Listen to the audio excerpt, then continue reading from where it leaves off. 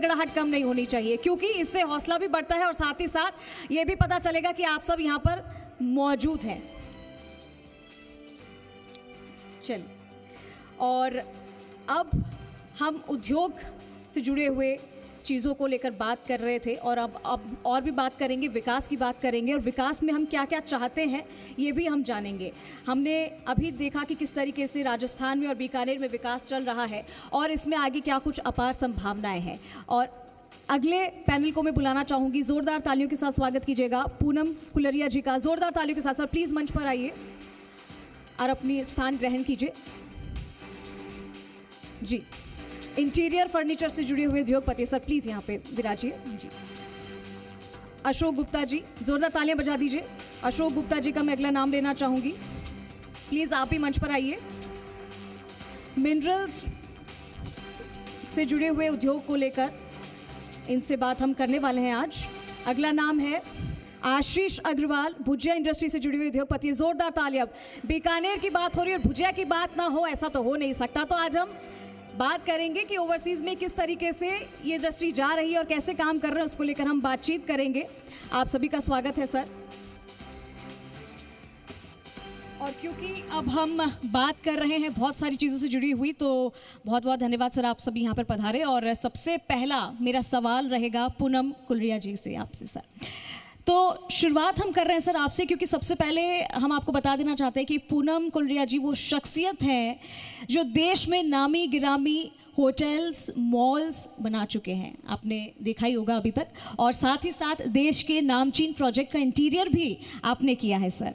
और आपसे ये जानना चाहेंगे कि इंटीरियर की अगर हम बात कर रहे हैं, फर्नीचर की अगर हम बात करें, तो दुनिया में एक छोटे से गांव से शुरू हुआ और देश में मुखिया के ऑफिस तक का सफ़र पहुंच गया। कैसा लग रहा है सर ये उपलब्धि हासिल करके? पहली बात तो हम जी न्यूज़ को, जी राजस्थान को बहुत बहुत धन्यवाद देना चाहते हैं कि आपसे रिक्वेस्ट है एक माइक ऊपर करके।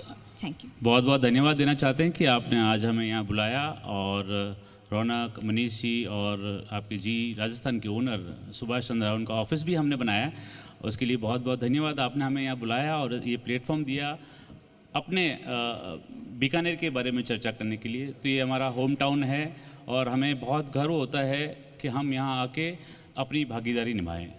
तो ये अपने आप में बहुत बड़ी बात है। और धीरे धीरे करते हुए मेरा खुद का जो सफ़र है वो 2001 में चालू हुआ और 25 साल हो गए मुझे इस इंडस्ट्रीज़ में। और देखो, यहाँ बीकानेर में हुनर बहुत है। मारवाड़ी, जितने भी राजस्थान जो मारवाड़ीज़ है और हमारे जो सुथार भाई है, जिनके अंदर कारीगरी उनके खून में है, और वो हम करते करते करते आज हम कम से कम हमारा पूरा कुलरिया कुटुंब कम से कम 35,000 लोगों को रोज़गार देता है। ये हमारे लिए बहुत गर्व की बात है और बीकानेर के लिए भी बहुत गर्व की बात है। तो इस हिसाब से हम आगे बढ़ रहे हैं। चाहे कहें तो 35,000 लोगों को रोज़गार देना, इतने दिन तो हम महाराष्ट्र की तरफ प्लान कर रहे थे, अभी हम बीकानेर की तरह प्लान कर रहे हैं। और जिस हिसाब से मोदी साहब ने हमें बिजनेसमैन लोगों के लिए या मेक इन इंडिया को जो प्रमोट करने की जो चीज़ें बनाई है, जो योजनाएं बनाई है, उसका हमें भरपूर लाभ मिल रहा है। इसके लिए हम ये बीकानेर की तरफ प्लान कर रहे हैं। शुक्रिया सर जवाब के लिए। और अगला सवाल मेरा अशोक जी से है। पश्चिमी राजस्थान माइनिंग और मिनरल्स को लेकर हमेशा के लिए बहुत ही रिच रहा है सर, और ख़ासतौर से बीकानेर। तो सेरेमिक इंडस्ट्री की अगर हम बात कर रहे हैं तो इसकी क्या स्थिति है? आने वाले समय में इसको और किस तरीके से बढ़ावा मिल सकता है? क्या डेवलपमेंट कुछ और हो सकता है? और ये सेक्टर का कहाँ स्टैंड करता है? क्योंकि क्ले यहाँ की और गुजरात का मोरबी सबसे बड़ा हब है सर इसको लेकर, और एक बड़े इंडस्ट्रियलिस्ट के नाते आपका क्या मानना है इसे? बिल्कुल ठीक है। सबसे पहले तो मैं जी मीडिया का, जी राजस्थान का तहे दिल से धन्यवाद हूँ। और आज बहुत ही अच्छा मौका है कि आज प्रकाशन और क्या नाम है, सरकार भी आज हमारे साथ है और ऑडियंस आज हमारे साथ है। देखिए, सबसे अच्छी बात तो ये है कि एक कदम विकास की ओर, ये जो सोच है बेसिकली, ये मोदी जी का जो विजन है उसको आगे कहीं ना कहीं बढ़ाते हैं। और आज हिंदुस्तान के अंदर सबसे अच्छी बात एक रहा है कि हमारा रोड कनेक्टिविटी जिस तरीके से फास्ट हुआ है, रेल कनेक्टिविटी हमारा फास्ट हुआ है। अभी जो नए प्लेन आ रहे हैं उनके स्पीड बहुत फास्ट होने वाली है। तो अगर किसी भी शहर या कंट्री का ग्रोथ चाहिए तो सबसे ज़्यादा कनेक्टिविटी का जो रोल है वो बहुत बड़ा रोल प्ले करता है। और अगर मैं बीकानेर विकास की बात करूँ, मेरे साथ थोड़ा डिफरेंट रहा कि मैं दिल्ली से बिलोंग करता हूँ। मुझे आज से 25 साल पहले मौका मिला राजस्थान में आने का, और जब एक विज़न था कि मुझे राजस्थान में काम करना है तो सबसे अच्छा शहर जो है बीकानेर मुझे लगा, बिकॉज यहाँ का जो स्टाइल डिफरेंट है जिस तरीके का। और अगर मैं यहाँ इंडस्ट्री की बात करूँ, मेरा ऐसा मानना है कि नॉर्थ इंडिया में खासकर मिठाई की दुकान कोई भी हो, अगर बीकानेर स्वीट लिखा जाता है तब वो दुकान चलती है। तो अल्टीमेटली दूसरा क्या है कि राजस्थान में कुदरत का जिस तरह से यहाँ मिनरल्स हैं, जिस तरीके का यहाँ, मतलब मैं तो ये कहूँगा कि ऊपर वाले की देन है कि जितना मिनरल राजस्थान में पाया जाता है, नो डाउट उसका मुकाबला नहीं है। अभी आपका सवाल है कि जो इंडस्ट्री की जो ग्रोथ है, देखिए इंडस्ट्री के लिए दो चीज़ें चाहिए। एक तो कनेक्टिविटी, जो ट्रांसपोर्ट होता है उसका रोल बहुत बड़ा होता है। दूसरा एनर्जी का रोल बहुत बड़ा होता है। अभी जैसे आपने सिरेमिक की बात किया है, यहाँ से हमारा मटेरियल जो है गुजरात जाता है और वहाँ टाइल बनता है। अगर सरकार भी यहाँ पे है, अगर यहाँ पे अगर हमें एनर्जी मिल जाए, अगर यहाँ पे गैस मिल जाए, तो मेरे को नहीं लगता कि यहाँ पे किसी तरह हमारा मटेरियल बाहर जाएगा। तो जिस तरह से अगर सरकार हमें फैसिलिटी देती है, व्यापारियों को फैसिलिटी मिलती है, उतनी ग्रोथ जो है निश्चित है। और जितना इंडस्ट्री लगेगा, नो डाउट लोगों को सर्विस मिलेगा, लोगों को नौकरी मिलेगा, रेवेन्यू जनरेट होगा। छोटी इंडस्ट्री से जो रेवेन्यू लेवल है वो बहुत ज़्यादा हाई, मतलब जिसको बोलना चाहिए, काम करता है। और हिंदुस्तान की तो अच्छी बात यह है कि पूरे वर्ल्ड की जो नज़र है वो हिंदुस्तान के ऊपर है, क्योंकि यहाँ पे जिस तरह का आबादी है, डिमांड है, जो क्रिएट हो रहा है। और मेरा एक और चश्मा बोलता है कि जो बीकानेर का ग्रोथ 10 साल में हुआ है, आप देखेंगे 2 से 3 साल के अंदर आपको उससे कहीं ज़्यादा ग्रोथ मिलेगा। क्योंकि मैं लंबे समय से जुड़ा हूँ, मैं देख पा रहा हूँ कि बहुत बड़ा चेंज यहाँ पे है, और आने वाला समय तो आपको और ज़्यादा चेंज मिलेगा। Yes, thank you. शुक्रिया सर।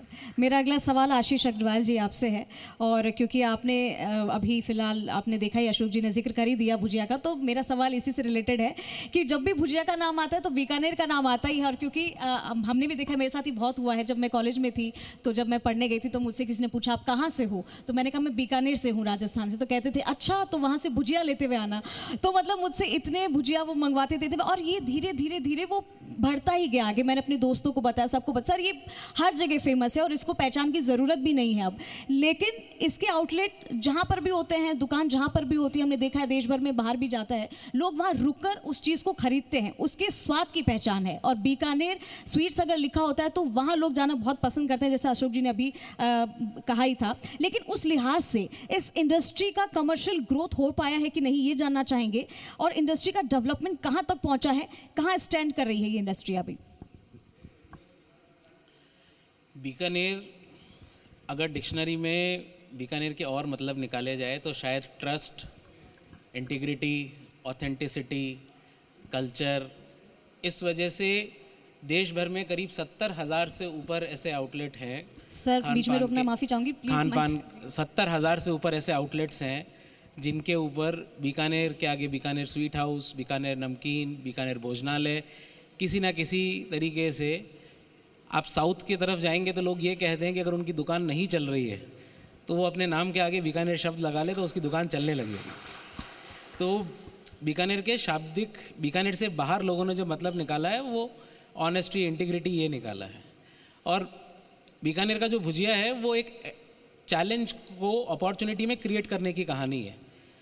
अभी सबने कहा बीकानेर एक एग्रीकल्चर प्रोन है, जबकि बीकानेर एक मेरे हिसाब से इंडस्ट्रियल प्रोन सिटी है। हमारे यहाँ एग्रीकल्चर आया जब हमें पानी मिला, उससे पहले बीकानेर से सिर्फ माइग्रेशन होता था। तब हमारे पूर्वजों ने बरानी में होने वाली एक फसल को भुजिया में कन्वर्ट किया और आज पूरी दुनिया बीकानेर को भुजिया के शहर के रूप में जानती है। मेरे साथ मंच पे 2 अलग इंडस्ट्री के लोग हैं, वो भी एडवर्सिटी को अपॉर्चुनिटी के रूप में क्रिएट करने की कहानी है। आज बीकानेर की मिनरल इंडस्ट्री पूरे देश की सेरेमिक इंडस्ट्री का सबसे महत्वपूर्ण हिस्सा है। मैं एक डेटा ऐड करूंगा कि शायद पीओपी, कंफर्म नहीं है, शायद पीओपी का 90% जो प्रोडक्शन है वो बीकानेर में है। और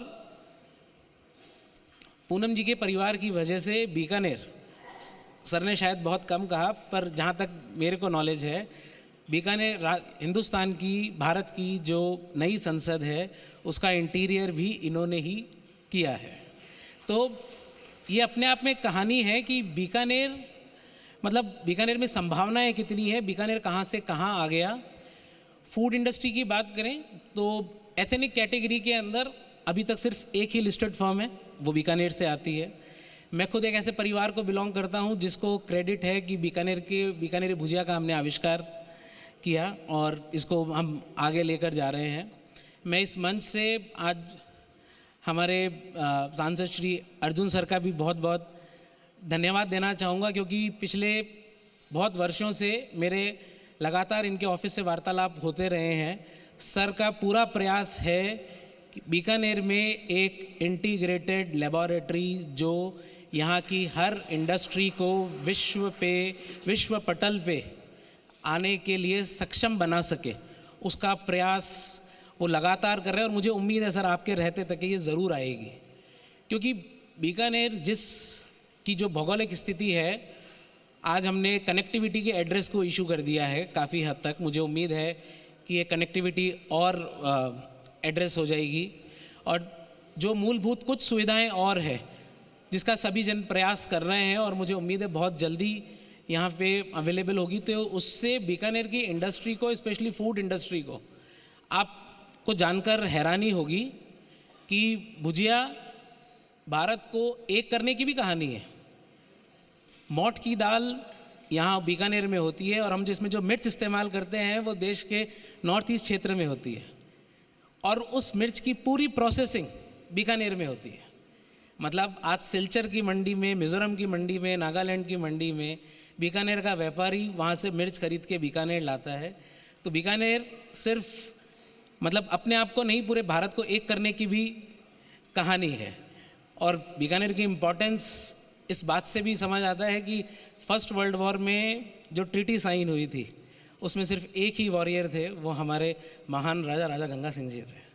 तो इससे ज़्यादा मैं कुछ नहीं कह सकता बीकानेर के बारे में। Thank you. बहुत सुंदर जवाब दिया सर। पूनम जी, अगला सवाल आपसे रहेगा कि राइजिंग राजस्थान प्रदेश सरकार ने किया और प्रवासी राजस्थानियों को बुलाया, कॉन्सेप्ट जो सरकार लेकर आई, इसमें किस तरह के परिणाम आने की उम्मीद है, और साथ ही उद्योगपति होने के नाते इसे और किस रूप में बढ़ाया जा सकता है, इस पर आपका क्या रिएक्शन? हम लास्ट 2 साल से राइजिंग राजस्थान में जा रहे हैं, उस इवेंट को भी अटेंड कर रहे हैं, और बहुत सारे MOU साइन हुए हैं जो राजस्थान को डेवलपमेंट को लेकर के MOU साइन हो रहे, उसमें उस चीज़ में हम भी भागीदार है।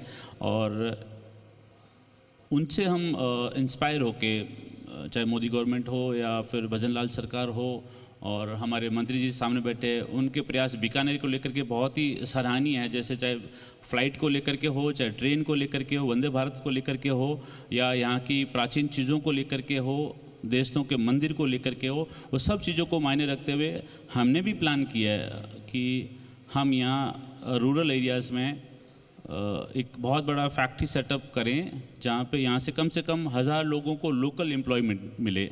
उसके लिए हमने CM साहब से भी चर्चा की, और मंत्री साहब का, अर्जुन राम मेघवाल साहब का भी मिशन है कि आप इतना बाहर कुछ कर रहे हो तो यहाँ पे भी कुछ करो। तो हम यहाँ पे 27 एकड़ में फैक्ट्री लगा रहे हैं, जिसमें वर्ल्ड क्लास मशीनरी होगी, और उस फैक्ट्री का डिज़ाइन बाहर मिलान से बन के आ रहा है। वो हम 2 साल से ज़मीनी स्तर पर लेके आने की कोशिश करते और कोशिश कर रहे हैं। लोकल फॉर वोकल जो होता है, अभी देश में सबसे बड़े ओहदे पे बैठे हैं, उनकी टेबल और चेयर शायद हमारे फैक्ट्री में बन के जाएगी, और ये हमें प्राउड होगा उस चीज़ का, और इसी चीज़ को हम आगे बढ़ा रहे हैं।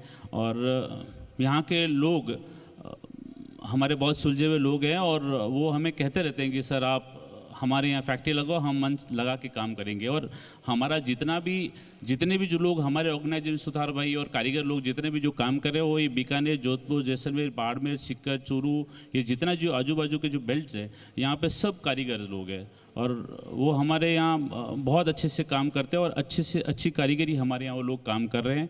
और इन्हीं लोगों को हम नहीं चाहते कि इन लोगों को वहाँ लेके काम करें, इन्हीं लोगों को यहाँ से हम काम कराएंगे। ये हमारा मिशन है आने वाले 2 साल में। जैसे सर ने बोला कि भुजिया, ये बीकानेर भुजिया और नमकीन से बहुत ज़्यादा फेमस है।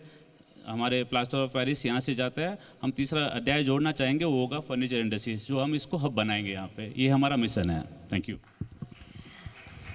अगला सवाल मेरा अशोक जी से है। अशोक जी, राइजिंग राजस्थान को लेकर हम बात कर ही रहे थे, इसी से जुड़ा हुआ मैं सवाल लेना चाहूँगी कि प्रवासी राजस्थानी पहल जो सरकार ने की है, बहुत कुछ बाहर से आ रहा व्यापार, इन्वेस्टमेंट, ताकि यहाँ की इंडस्ट्री को पंख लग सके। अब आप क्या इंडस्ट्री को देखते हुए उम्मीद कर रहे हैं कि सरकार ऐसा क्या करे जिससे कि इस इंडस्ट्री को और बढ़ावा मिले? देखिए, नो डाउट गवर्नमेंट ने काफ़ी कुछ जैसे मैंने रोड का कनेक्टिविटी बताया, तो हिंदुस्तान का ग्रोथ काफ़ी लेवल पे है। अब सवाल ये आता है ग्रोथ के लिए जितना हम इसको इजी करेंगे। अगर मैं इंडस्ट्री की बात करूं, इंडस्ट्री में एक रहता है सिंगल टायर पॉलिसी बेसिकली है। मुझे इंडस्ट्री लगाना है तो मुझे कलेक्शन के लिए कहीं जाना पड़ता है, लोन के लिए कहीं जाना पड़ता है, टेक्नोलॉजी के लिए कहीं और जाना पड़ता है, सिस्टम के लिए कहीं और जाना पड़ता है। आज अर्जुन मेघवाल जी भी बैठे हैं, हमारा तो काम मांगना ही है। अगर सिंगल टायर पॉलिसी आ जाती है कि मुझे इंडस्ट्री लगाना है, मेरे पास एक विज़न है, अगर मैं एक जगह जाता हूँ तो मुझे सारी फॉर्मेलिटीज अगर हो जाती है, तो मेरा ऐसा मानना है कि बहुत इजी हो जाएगा हर आदमी के लिए। क्या है कि हर एक आदमी के पास कहीं ना कहीं स्किल है, वो कुछ ना कुछ करना चाहता है। तो ये है कि अगर सिंगल टायर पॉलिसी आती है तो उससे मेरा मानना है कि इंडस्ट्री जो है वो काफ़ी नेक्स्ट लेवल पे आ पाएगी और ग्रोथ हो पाएगी। और नो डाउट अभी इंडिया के अंदर पोटेंशियल लेवल बहुत हाई है। जैसे भी भुजिया पापड़ की बात आई है, मिठाई की बात आया है, हमारा एक छोटा सा ब्रांड है सकरनी के नाम से, हम लोग प्लास्टर ऑफ पेरिस बनाते हैं और बिल्डिंग कंस्ट्रक्शंस के ऑलमोस्ट मतलब सभी प्रोडक्ट बनाते हैं हम लोग। तो मतलब यहाँ से ये मान के चलिए, ये मतलब हिंदुस्तान के कोने कोने में यानी कि पैन इंडिया में इस प्रोडक्ट को हम लोगों ने पहुँचाया हुआ है। हालांकि 2 मल्टीनेशनल कंपनी है, तो Indian company vocal to local की अगर मैं बातचीत करूँ तो हमारी छोटी सी कंपनी है, लेकिन पैन इंडिया के अंदर हर घर के अंदर एक अच्छी पोजीशन जिसको बोलना चाहिए। क्योंकि मुझे मार्केटिंग करते हुए करीब 45 ईयर हो गए। 45 साल में हम सीख पाए कि कस्टमर का रिक्वायरमेंट क्या रहता है, कस्टमर बिहेवियर कैसे काम करता है। तो ये सारी चीज़ें काम करेंगे अगर सरकार अगर इस तरफ थोड़ा ध्यान दे, तो नो डाउट इस ग्रोथ को फिर कोई रोक नहीं सकता है और आगे चीज़ें बढ़ सकती है। थैंक यू जी। आशीष जी, अगला सवाल आपसे रहेगा कि बीकानेर में वैसे तो सब कुछ है, आप देखते हैं कि भुजिया है, ज्वेलरी है, मिनरल्स है, जैसे बड़े बड़े व्यापार हैं। एक शहर में अगर एक प्रोडक्ट हो तो वो उसके ज़रिए कहाँ से कहाँ पहुँच जाता है, उस शहर की पहचान बन जाता है। लेकिन बीकानेर में बहुत गुंजाइश है और इसी को लेकर मेरा सवाल है कि अगर 1 डिस्ट्रिक्ट 1 प्रोडक्ट अगर हो तो हो सकता है कि राजस्थान को एक नई पहचान मिल सकते हैं। इस पर आपका क्या रिएक्शन? 1 डिस्ट्रिक्ट 1 प्रोडक्ट योजना ऑलरेडी लागू है। शायद बीकानेर के लिए सर को एक एक्सेप्शन करना पड़े कि यहाँ पे 1 डिस्ट्रिक्ट और 5-6 प्रोडक्ट्स करने पड़े, क्योंकि मतलब आप टेक्सटाइल को किसी ने जिक्र नहीं किया, बट हम वूल की भी सबसे बड़ी मंडी है। तो बीकानेर, सर ने कहा 35,000 लोगों को हमारी इंडस्ट्री शायद 3.5 लाख या 35 लाख सीजनल रोज़गार देने में फूड इंडस्ट्री शायद एग्रीकल्चर के बाद दूसरे नंबर पे आती है। तो इस मंच के माध्यम से मेरी सरकार से गुजारिश है कि बहुत सारी ऐसी योजनाएं हैं जहाँ पे सरकार ने हर आम जन की सेहत की सुरक्षा वगैरह के लिए बहुत काम किए हैं। अगर इसे इंडस्ट्रियल पॉलिसी के साथ इंटीग्रेट कर दिया जाए तो ईज़ ऑफ डूइंग बिजनेस में एक नया चैप्टर शुरू हो जाएगा। हमें एक जो आदमी जो काम करने के लिए आता है उस पे उसकी सेहत, उसकी नॉर्मल ज़रूरतों के लिए कुछ प्रोविज़न्स हैं जैसे ESI वगैरह। वहीं ऐसी बहुत सारी योजनाएं हैं, प्रधानमंत्री स्वास्थ्य योजनाएं वगैरह, जहाँ पे वो बहुत कम पैसों में अपनी इंश्योरेंस करवा लेता है। अगर इन पॉलिसीज़ को इंटीग्रेट कर दिया जाए तो उसकी ज़िम्मेदारी इंडस्ट्री ले सकती है और ईज़ ऑफ डूइंग बिजनेस में उसकी कागजी कार्रवाई बहुत ज़्यादा कम हो जाएगी और इससे जो हमारी लेबर की समस्या है वो काफ़ी हद तक सुलझ जाएगी। 1 डिस्ट्रिक्ट 1 प्रोडक्ट के साथ साथ जो एक बहुत समय से चल रहा है 1 कंट्री 1 पॉलिसी जो है वो भी लागू होनी चाहिए कि कोई पॉलिसी अगर सेंट्रल से है तो वो स्टेट में लागू होगी या नहीं होगी, या स्टेट की पॉलिसी है वो लागू होगी या नहीं होगी। तो इंडस्ट्री सिर्फ लोकल पे काम करने के लिए कोई भी इन्वेस्ट नहीं करता। Industry goes pan country, pan world.